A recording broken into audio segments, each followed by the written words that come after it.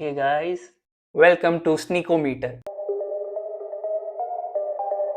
आज हम बात करेंगे 5 पॉइंट्स की जो डिस्कस हुए आईपीएल गवर्निंग काउंसिल की मीटिंग में, which is related to the auction and the 2025 IPL season.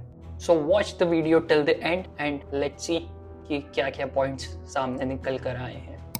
Let's talk about the retentions. So how many retentions can be made by a franchise? एक franchise maximum 6 रिटेंशंस कर सकता है। इन रिटेंशंस का combination क्या होगा? आप 5 मैक्सिमम प्लेयर्स रिटेन कर सकते हैं और जब आप ऑक्शन में जाएं तो आप एक RTM right to match card use कर सकते हैं, जिससे आप मैक्सिमम 6 प्लेयर्स यूज कर सकते हैं। या फिर आप 4 प्लेयर्स को रिटेन कर सकते हैं एंड ऑक्शन में जाके आप 2 प्लेयर्स के लिए RTM right to match card use कर सकते हैं। बट इन केस आपने अगर सिर्फ 2 या 3 प्लेयर्स को रिटेन किया तब भी आप ऑक्शन में जाके सिर्फ 2 आरटीएम्स का ही यूज कर सकते हैं। एंड इन केस आपने 5 प्लेयर्स को रिटेन किया तो आपको सिर्फ एक आरटीएम मिलेगा। दिस इज वेरी इंपॉर्टेंट कि अगर आपने 4 या उससे कम प्लेयर्स रिटेन किए हैं तो आपको एक्स्ट्रा आरटीएम्स नहीं मिलेंगे, आपको मैक्सिमम 2 ही आरटीएम्स मिलेंगे। सो इस सीजन का ऑक्शन पर्स होने वाला है 120 करोड़ का, बट उसके अलावा भी बहुत सारी चीजें हैं। Now let's talk about the salary cap. The total salary cap will now consist the auction purse, the incremental performance pay and the match fees. तो पहले बात करते हैं ऑक्शन पर्स की। हर फ्रेंचाइज के पास होंगे 120 crore in the auction, but the total salary cap will be 146 crore. Auction purse में आपके पास है 120 करोड़, जिसमें से आप अपने सारे 25 प्लेयर्स को खरीदेंगे, इंक्लूडिंग आपके 8 ओवरसीज प्लेयर्स। बाकी के जो 26 करोड़ है उसमें है प्लेयर्स की match fee and incremental pay. Now let's understand the incremental performance pay. It's just like a corporate incentive जो हर एक एम्प्लॉय को मिलता है। अगर आप अच्छा कर रहे हो, कंपनी ग्रो कर रही है, तो आपको इंक्रीमेंट मिलते रहते हैं। उसी तरह लीग ग्रो कर रही है, प्लेयर्स भी ग्रो करने चाहिए in terms of monetary value. So इसलिए इंक्रीमेंटल परफॉर्मेंस पे। इस साल जो सबसे नई चीज है वो है मैच फीस। पहले टोटल सैलरी कैप होता था the auction purse plus the incremental performance पे, बट अब प्लेयर्स को मैच फीस भी मिलेगी। अगर आप मैच खेल रहे हो तो आपको मिलेंगे 7.5 lakh including the impact player. So इन 12 लोगों को मिलेंगे 7.5 लाख। एंड इन केस आपने अपने सारे लीग मैचेस खेले हैं, सारे मैचेस खेले हैं, सो आपको मिलेंगे 1.05 करोड़ का बोनस भी। सपोज एक फ्रेंचाइज से 12 के 12 प्लेयर्स ने सारे मैचेस खेले हैं, सो उस फ्रेंचाइज को 12.6 करोड़ अलग से रखने पड़ेंगे उन प्लेयर्स के बोनस की तरह।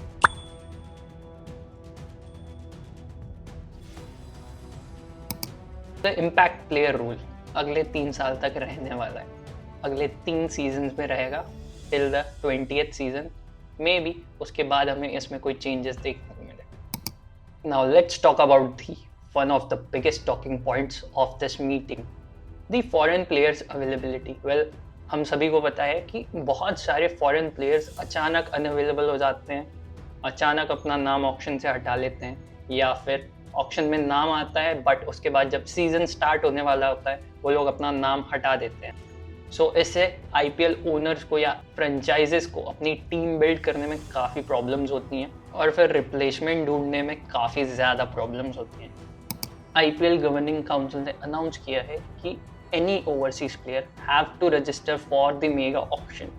आपको मेगा ऑक्शन के लिए रजिस्टर करना पड़ेगा।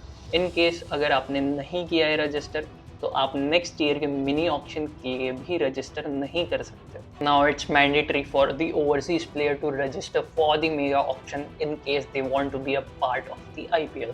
और अगर आप मेगा ऑक्शन में रजिस्टर कर देते हैं या आप आईपीएल ऑक्शन में रजिस्टर कर रहे हैं, फिर उसके बाद किसी फ्रेंचाइजी ने आपको पिक कर लिया है, आप एक टीम का पार्ट हैं और उसके बाद आप अनअवेलेबल हैं, सो आपको 2 साल का बैन फेस करना पड़ेगा।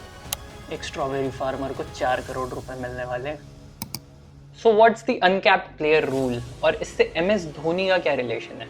Let's see. So in a layman terms, uncapped player rule is कि अगर कोई प्लेयर टीम इंडिया के लिए खेल रहा था या बीसीसीआई के कॉन्ट्रैक्ट में था और पिछले 5 साल से वो उस कॉन्ट्रैक्ट का हिस्सा नहीं है या टीम इंडिया के लिए पिछले 5 साल में बिल्कुल भी नहीं खेला एक भी match in any format at the international level, he will be considered as the uncapped player। और ये रूल 2021 में हटा दिया गया था क्योंकि तब तक इस रूल का किसी ने कोई यूज ही नहीं किया। सो बीसीसीआई को लगा कि इस रूल की अब जरूरत नहीं है, इसलिए उन्होंने तब हटा दिया।